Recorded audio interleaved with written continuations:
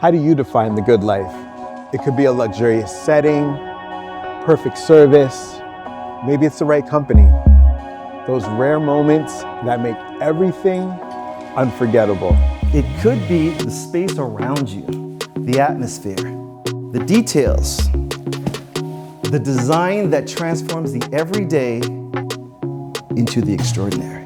It could be the food of the highest quality, crafted with passion, rich in flavor, and filled with emotion.